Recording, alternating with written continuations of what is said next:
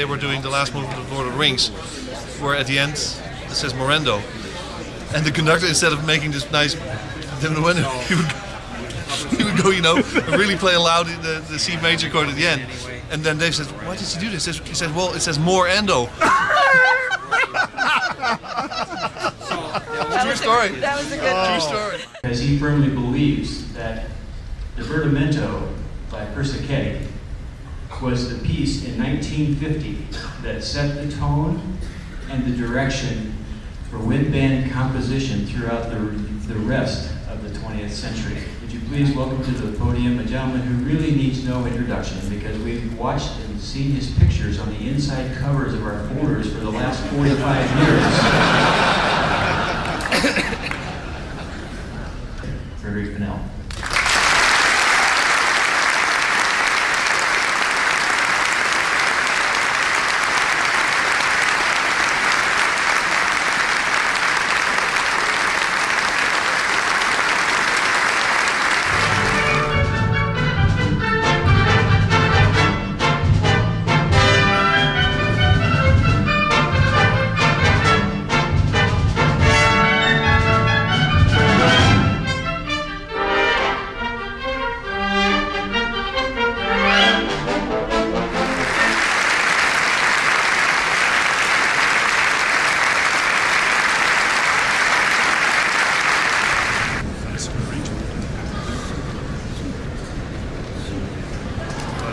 I just only joke to hit this getting 2 times like that tonight. That's relief my life. Oh, it's really nice to see you. I hope you have a nice Christmas time, both of you. Yeah. I was playing in the town band, and we were doing William Tell down in Lawrence, and we still playing a gazebo, a high gazebo. And Bob Foster's up there, and we're doing William Tell Overture, and we got to the pastoral scene with the English horn, and the English horn goes, and there's about 1,200, 1,500 people at these concerts, right? And I hear on the front of the bandstand, like I couldn't see it because I'm up on the gazebo. I'm sitting back in the tuba section back here, like this, and I hear flute go.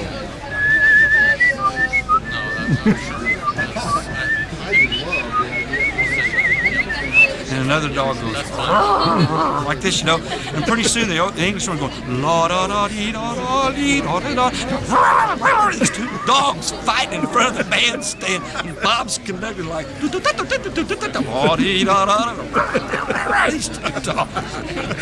The masters did it kicking their dogs. Jeez, I wish I'd have had that on the tape. Well, you do now. Like Dyke Mills. Yes. Grimethorpe. Yeah. When Dyke worked with Grimethorpe, and we won a championship together. Brighouse and Rastrick, there's a name to conjure with, isn't it?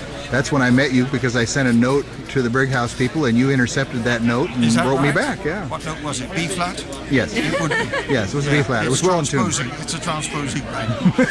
I'm actually. What are you working on, Mark? I am currently working on a commission for Don Shoup and the Libertyville High School Band, one of the finest bands in the country. Yeah, absolutely. They played BOA, I think they played Midwest.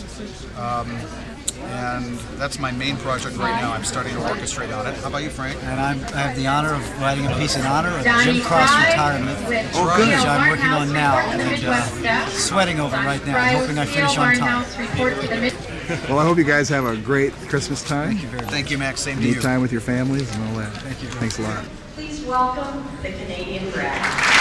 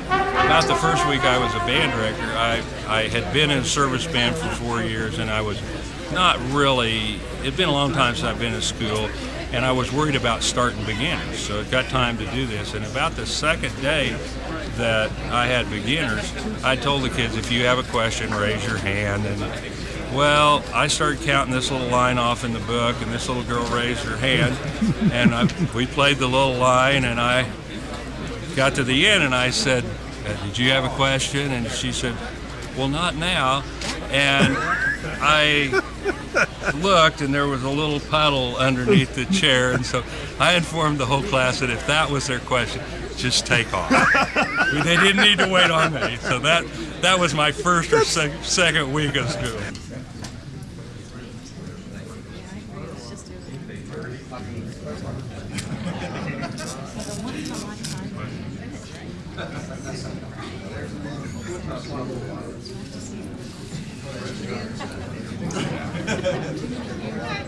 I'll tell you the funniest thing I've ever had happen to me.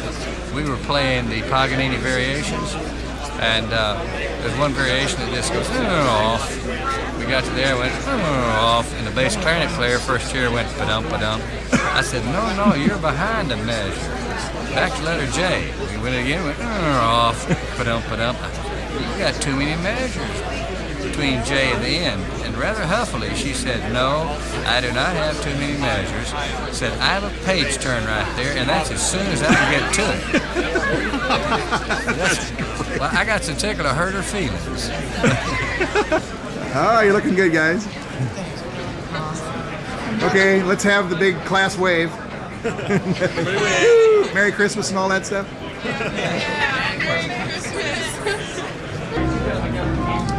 What'd you think? I like both. What'd you think? I like both.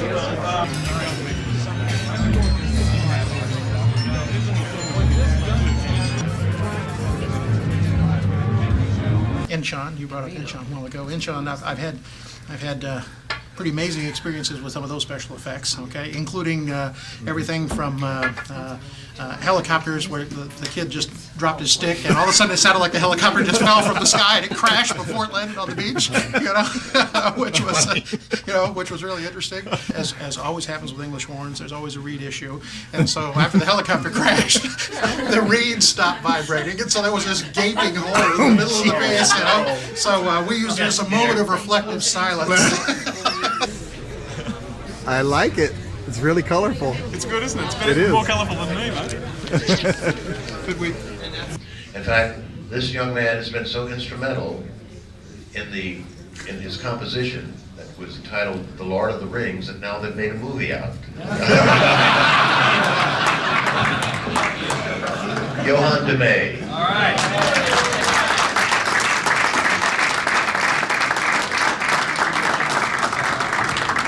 And Johan, you'll be pleased to know that the National Susan Honors Band, which meets in New Orleans and Loyola, will be playing The Lord of the Rings on the featured concert.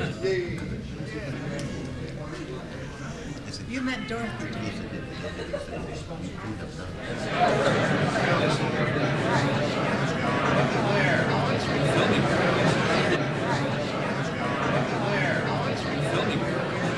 Jim, the legacy of yourself and of your dedication to education is going to live for many, many years through the many students that you have impacted and influenced. That I present the 2002 Medal of Honor to Professor James Crow.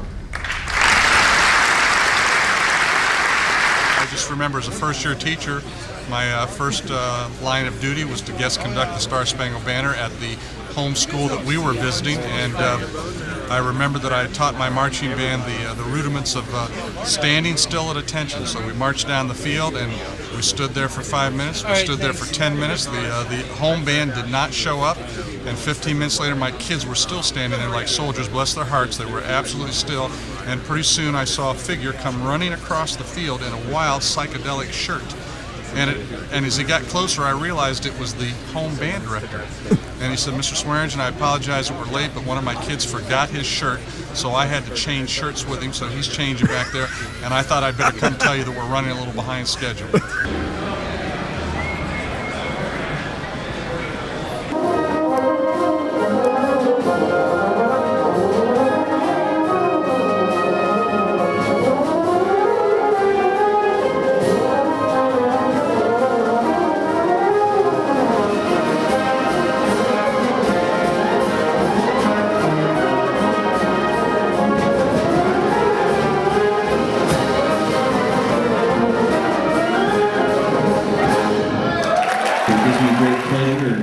Midwest Board to present to you Dr. Richard Strange, December 2003, the Medal of Honor.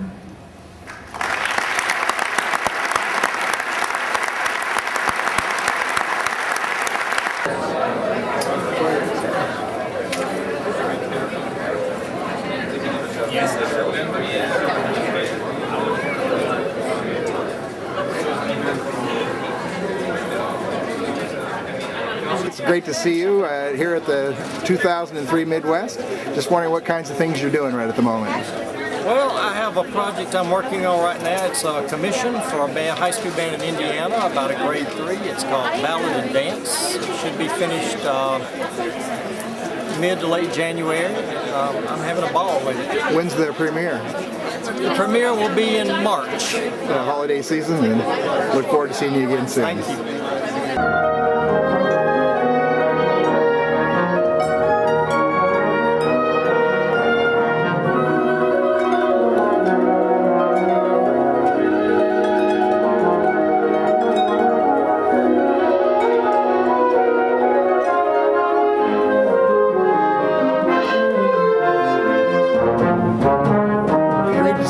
Here at the Midwest on December 2003. Can you tell us a little bit, Jim, what's going on in your life right now with new compositions? And just got back from doing a couple of honor bands, a couple of different universities and so forth. I've got 2 commissions due in January that I'm working on.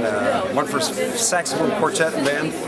And then oh, I know about that one. That's with Unchin Shaw's group. Yeah, Unchin Shaw. Yeah. You know, they're coming out to be on ABC this next summer. Yeah, I hope we'll have it done by then. That'd be fabulous. That'd be great. Yeah, it would. Yeah, then I've got another one for a high school in Charlotte, North Carolina. A set of variations I'm doing for that. So terrific. Should be fun. Yeah. And what about you? How are things going, Bill? I'm just loitering. I came because I heard they gave away a lot of free music and candy. Yeah, no, pizza. I'm keeping busy. I'm actually also working on a commission. Nothing like the inspiration of a deadline, but also doing. Is yours due in January? Yeah. Why don't you just send me a copy?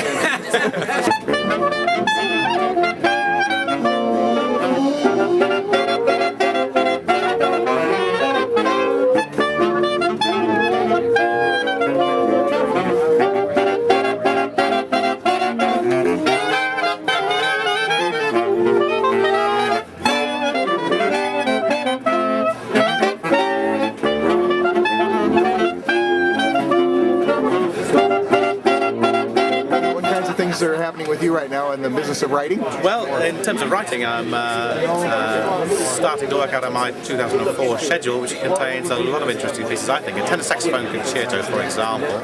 But as it's Max McKean's asking me, I'll be coming over to Seattle in January. Really? I'll be quite close by. But working with brass bands, I'm afraid. But nevertheless, it's nice to be in that area again. Yeah, I had a great time, I remember, in Seattle and Ashland, was it? Ashland? Yeah. Portland.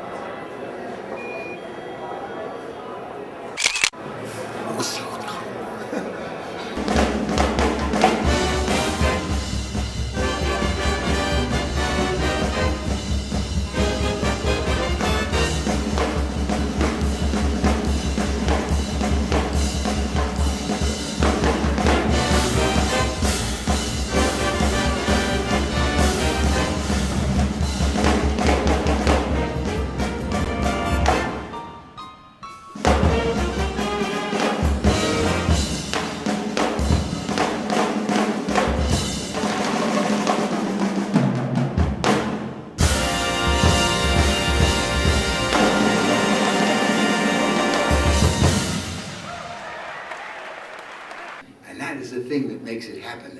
This is an organization of people who have been there and done it. And that's what makes us what we are. And I'm very grateful to be a part of this organization, as I'm sure you know. And I'm very happy to share in the business all the way of what the John Philip Sousa Society is all about. And what John Philip Sousa was all about. Thank you. Thank you, sir. Thank you so much. Thank you.